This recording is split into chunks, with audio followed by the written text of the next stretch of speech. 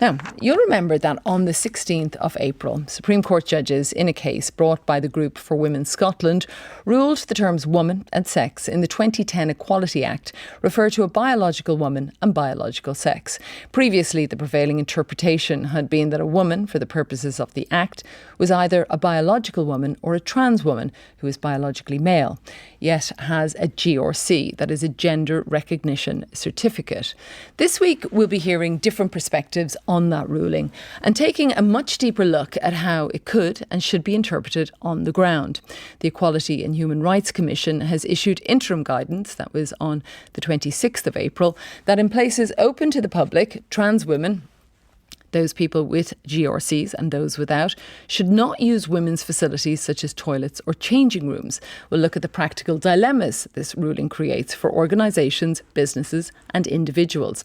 Later this week, I'll be speaking to Sex Matters, one of the organisations who argued for this clarification in the law. But today, let's hear from a barrister who specialises in taking discrimination cases and who is also a trans woman and activist. That is Robin Moira-White, who transitioned in 2011 and is co-author of A Practical Guide to Transgender Law. Good morning. Good morning. Welcome to the programme. So what are your reflections almost 4 weeks on from that Supreme Court ruling? Okay, well, I don't think the ruling will survive a trip to the European Court of Human Rights in Strasbourg. There was a case called Goodwin back in 2002, and we didn't have the Gender Recognition Act out of the goodwill of some government. We had it because the European Court, under the convention that we wrote and we signed up to in 1951, told the UK that it had to have an effective method of acknowledging someone's change of gender.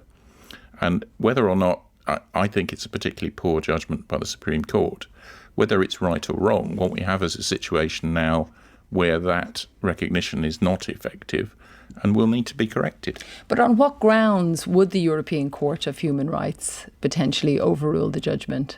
Well, if you are a trans person, that acknowledgement of your changed gender has to allow you to live appropriately and with dignity. And if you go to the cinema or the supermarket and you are forced to use facilities that are not appropriate to your gender, then firstly, your rights to privacy are compromised and your right to live in dignity are compromised.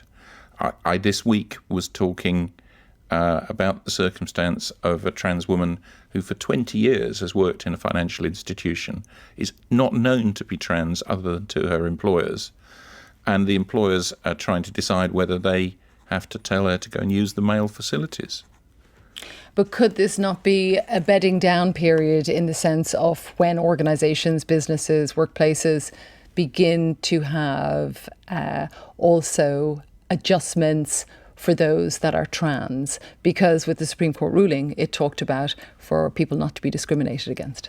Indeed it did. And there's been a somewhat unholy rush to exclude trans people from facilities to take the Supreme Court's judgment to mean rather more than it does. And the Equality and Human Rights Commission's interim statement has been widely criticised by discrimination lawyers for being part of that unholy rush. Why do you call it an unholy rush? What are you talking about? Well, for example, access to spaces in workplaces is not determined by the Equality Act. It's determined by other legislation than that which the Supreme Court was looking at. And that a careful look needs to be taken at how people are to be accommodated with dignity in their working life and their daily life. Which they may take steps to do in a way that they believe achieves that goal. And I think it's put employers... But I'm saying still following the Supreme Court ruling. Well, perhaps not. Many employers or service providers have put out statements already that says we won't be excluding trans people from gender appropriate facilities because we don't think that's the right thing to do. And if we put ourselves in a position where business and service providers don't think that a ruling of our Supreme Court reflects justice and right and the dignity of people, maybe that's why we signed up to a convention on that as long ago as 1951. But do you not think, in an instance like that, for example, some of the examples you give there, that any person within that organisation has the right now to lodge a complaint with the EHRC and that with the Equality and Human Rights Commission that implements these laws, that took a look at the Equality Act 2010 in particular, and gave that guidance? You know, an individual within those organisations now has the right to lodge a complaint if they disagree with that. Well, they can lodge a complaint. What they've got to come up with is a disadvantage. Which many people have, as we've seen in the run-up to this particular case. Yeah, and it frankly puts employers and service providers in a nigh impossible position, because equally the trans person who's forced into facilities that they would say are not appropriate for them, or is forced to tell their work colleagues that they can't go and use the same facilities as them as they've been doing for many years, is equally put into an impossible position. The Equality and Human Rights Commission have a duty to uphold the convention rights of the individuals as well as the Equality Act rights. And so what this ruling has taken us into is a situation where I think you're likely to get complaints from either side of the debate. With that, in relation, Victoria MacLeod is a former High Court judge who is trans, told the BBC she will go to the European Court of Human Rights in Strasbourg to seek a declaration that the actions of the UK government and the Supreme Court violate her fundamental human rights, which I think is echoing a little of what you're saying there, Robin. And also, of course, we should say that the government has accepted this ruling, saying it brings clarity and confidence. And continue to say... The very last thing it does is bring clarity and confidence. It has brought muddle and doubt. I think that is one perspective, and we're hearing a variety of them this week. But there are others that would agree with that characterisation of clarity and confidence. The Justice Secretary, Shabina Mahmood, she said, I think they've done their job, talking about the Supreme Court. I think they've sought to do it in a way that recognises that we're talking about a balance of rights, but sought to give confidence to a minority community that they still have protections. Why do you not believe that? Well, at the end of the judgment, there's a long homily from the judges about trans people still have rights. Mm-hmm. And that it shouldn't be considered a victory by either side. Well, indeed. And I've heard words like vindication used by people on the gender critical side of the debate.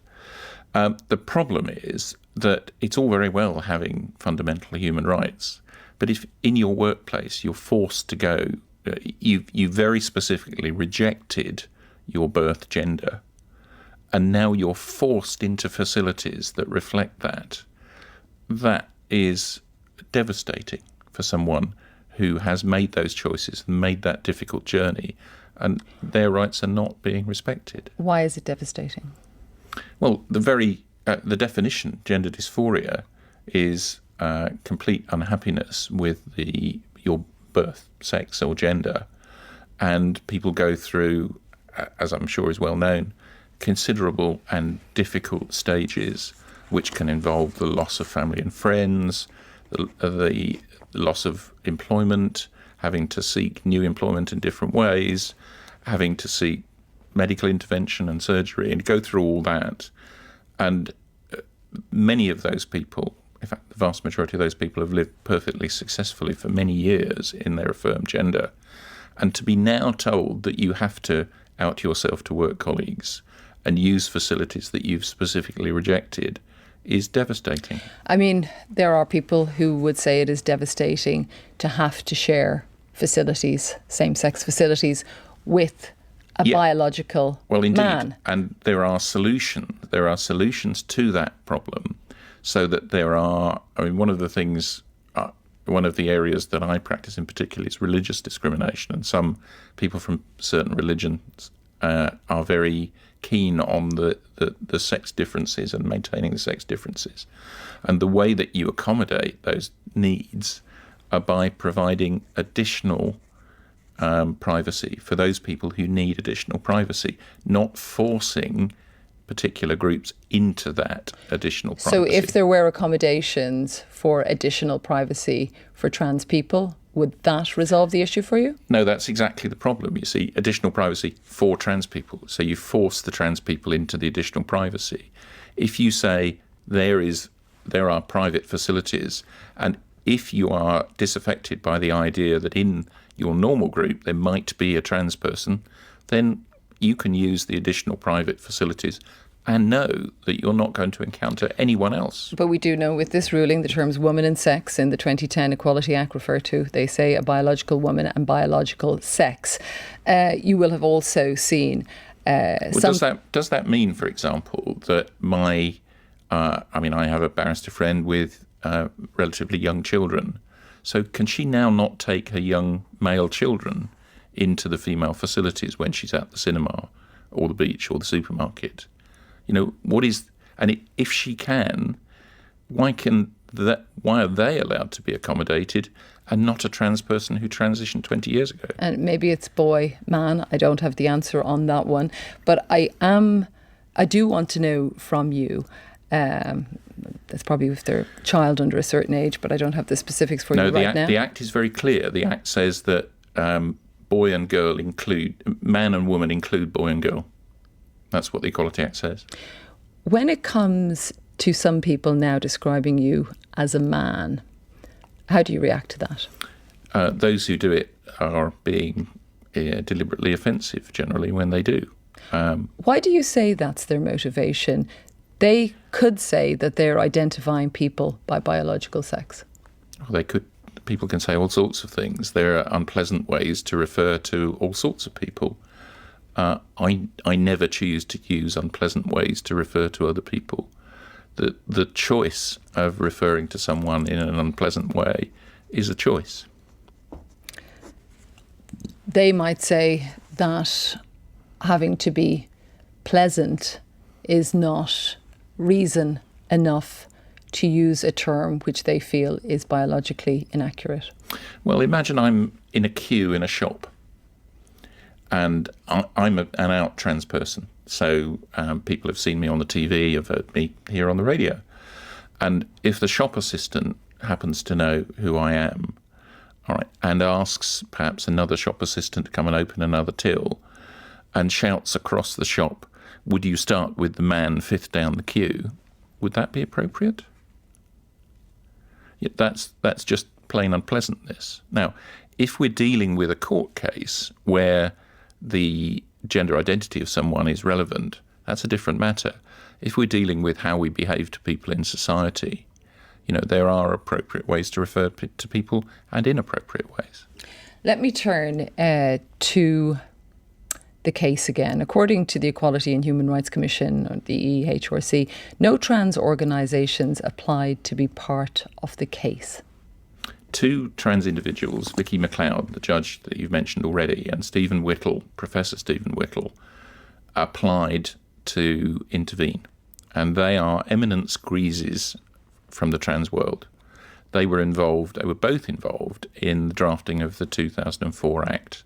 There is no bar on individuals. It's relatively unusual that individuals intervene, so more often organisations, but there is no bar on individuals intervening, and those individuals to this day don't know why they were not permitted to intervene. But the Supreme Court, as you mentioned, it considers legal arguments, not lived experience. This is according to Acua Reindorf, one of the commissioners, said that thus an individual is never likely to get permission.